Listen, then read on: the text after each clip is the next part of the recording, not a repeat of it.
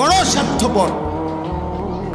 এজন্য বাপ আপনাদেরকেও বলি, যুবক তোমাদেরকেও বলি, তুমি নষ্ট হয়ে গেলে শেষ পর্যন্ত মনে রেখো তোমার জন্য কেউ থামবে না।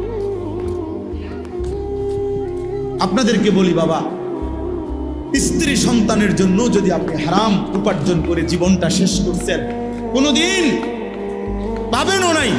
সুদের টাকা, কিস্তির টাকা, হারামের টাকা, ওজনে কম দেওয়া, ধোকাবাজি, প্রতারণা করা উপার্জন করা দরকার ছিল না।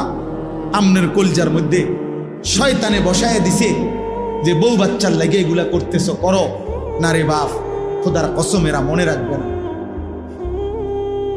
এরা মনে রাখবে না, এরা কোনোদিন বলবে না, এরা মনে রাখবে। দুপুরবেলা জানাজা হইছে, আসরের পরে জানাজা হইছে, কানছে 2 ঘন্টা 4 ঘন্টা, জি পুত, নাতি নাতনি, স্ত্রী সন্তান, ওই দিনকেই